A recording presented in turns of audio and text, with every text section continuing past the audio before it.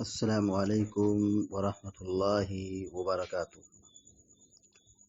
الحمد للہ رب العالمین والعاقبۃ للمتقین والصلاة والسلام علی اشرف الانبیاء والمرسلین نبینا محمد وعلی آلہ وصحبہ اجمعین وبعد۔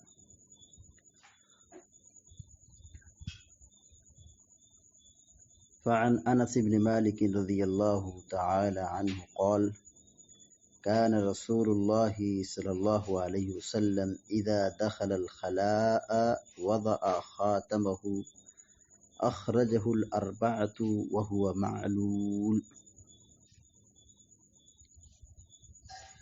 بلوغ المرام من أدلة الأحكام کی حدیث نمبر 77 ابھی آپ کے سامنے پڑھی گئی ہے۔ پچھلے اسباق میں کتاب الطہارہ کا 6واں باب مکمل اللہ رب العالمین کی توفیق سے مکمل ہوا۔ آج کے درس میں کتاب الطہارہ کا 7واں باب باب آداب قضاء الحاجہ شروع کیا جا رہا ہے۔ 7واں باب ہے قضاء حاجت کے آداب کے متعلق۔ ادب کی جمع ہے آداب، ادب کی جمع ہے آداب۔ ادب یا آداب کا مطلب یہ ہوا کہ وہ چیزیں کیسے ادا کی جائے، اس کے کرنے کا کیا طریقہ ہے، اور اس کو اس طرح برتا جائے، عمل کیا جائے کہ کہیں شریعت کی مخالفت نہ ہو، دین کی مخالفت نہ ہو۔ جیسے کھانے کے آداب، لباس کے آداب، وضو کے آداب، احرام کے آداب۔ اسی طریقے سے ایک ادب ہے قضاء حاجت کے متعلق، یعنی ہم پیشاب پاخانہ کرنے میں شریعت کی کن باتوں کا خیال رکھیں۔ قضاء یہ عربی لفظ ہے، معنی ہوتا ہے پورا کرنا۔ قضاء کے معنی ہوتا ہے پورا کرنا۔ قضاء الحاجہ حاجت پوری کرنا۔ حاجت مانے ضرورت، حاجت مانے ضرورت۔ یہاں حاجت یا ضرورت سے مراد پیشاب پاخانہ ہے۔ اس کو شریعت کی زبان میں حاجت کا لفظ استعمال کیا جاتا ہے، کیونکہ یہ ایسی ضرورت ہے، یہ ایسی حاجت ہے پیشاب پاخانہ کرنا کہ اس کے بغیر کوئی چارہ کار نہیں ہے، یعنی یہ کرنا بہت ضروری ہوتا ہے۔ آدمی کو پیشاب لگ جائے، پاخانہ لگ جائے، اس کو وقت پر کرنا بہت ضروری ہو جاتا ہے، آدمی اس چیز کو برداشت نہیں کر پاتا ہے۔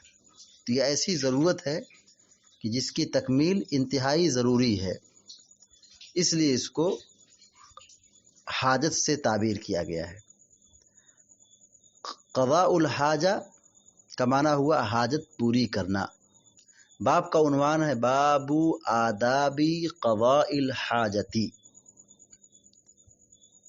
قضاء حاجت کے آداب کا بیان، یعنی پیشاب پاخانہ کیسے کیا جائے، شریعت میں اس کی کیا تعلیم دی گئی ہے۔ تو اس باب میں جو کچھ حدیثیں ہیں اسی سے متعلق ہیں۔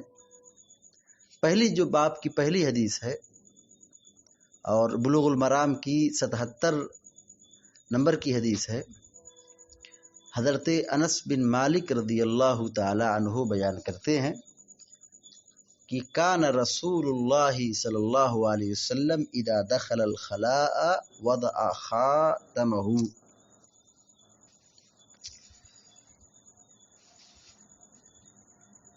پیارے نبی صلی اللہ علیہ وسلم جب قضائے حاجت کے لیے داخل ہوتے تھے، یعنی پیشاب پاخانہ کے لیے جاتے تھے، اذا مانے جب، دخل مانے داخل ہونا، دخل مانے داخل ہونا، الخلاء، خلا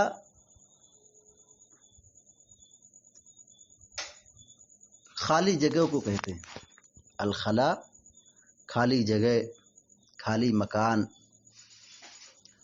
چونکہ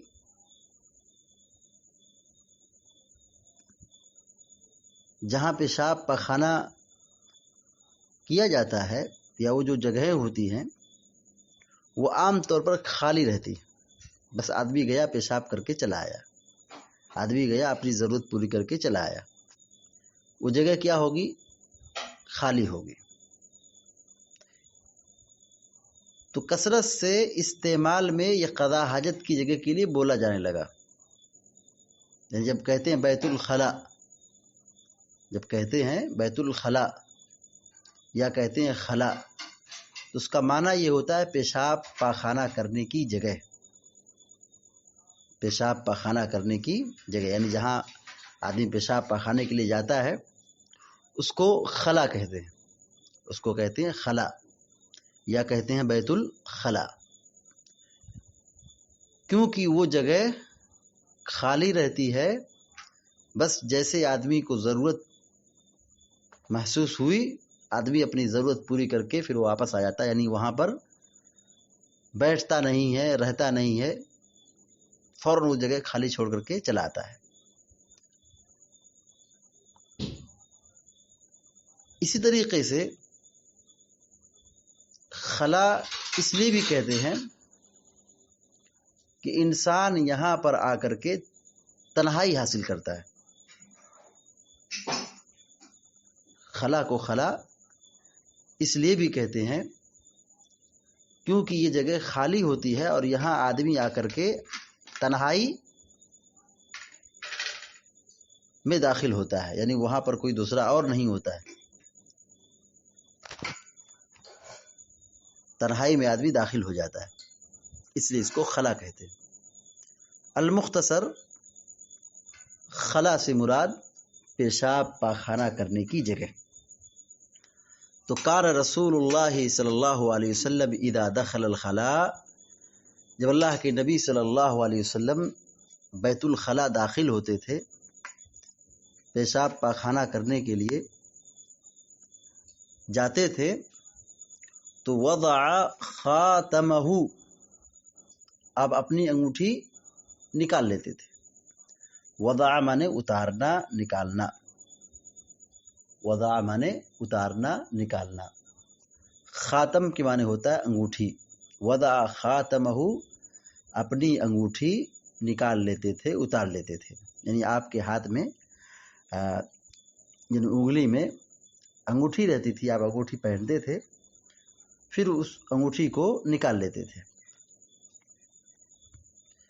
یہ انگوٹھی جو نکالتے تھے اس کی حکمت اہل علم نے بتلائی ہے، کیونکہ آپ کی انگوٹھی میں یہ لکھا ہوا تھا محمد رسول اللہ، محمد ایک لائن میں، رسول ایک لائن میں، اللہ ایک لائن میں، یعنی 3 لائن میں، 3 سطر میں اس طرح یہ عبارت لکھی ہوئی تھی۔ چونکہ آپ انگوٹھی جو پہنتے تھے اس انگوٹھی کا جو بنیادی مقصد تھا وہ یہی کہ آپ اس کو مہر کے طور پہ استعمال کرتے تھے، مہر یعنی اسٹیمپ،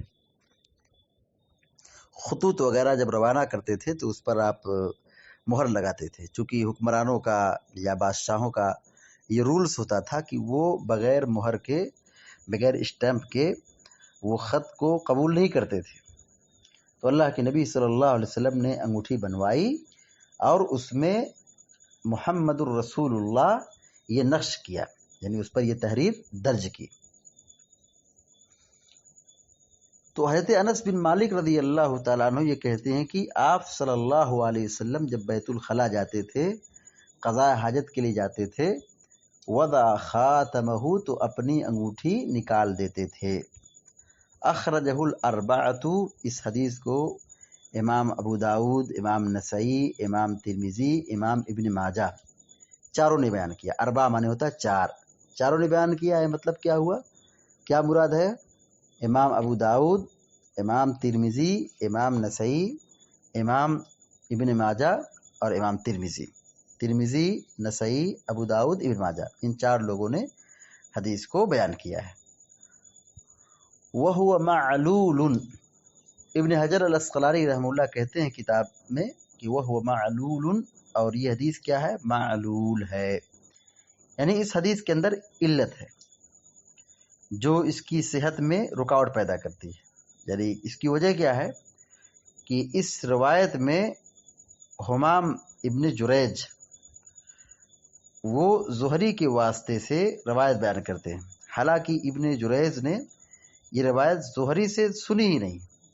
تو اب جب زہری سے نہیں سنی ہے تو وہ کیسے زہری سے روایت بیان کر رہے؟ یہی علت ہے، بلکہ اس نے زیاد ابن سعد کے واسطے سے زہری سے سنا ہے، اور اس کے الفاظ بھی دوسرے ہیں، اور وہ یہ کہ الفاظ کیا فرق ہے؟ جو زیاد بن سعد کے واسطے سے زہری سے سنا ہے اس کے اندر لفظ یہ ہے کہ اللہ کے نبی صلی اللہ علیہ وسلم نے چاندی کی انگوٹھی بنوائی، پھر اسے اتار دیا۔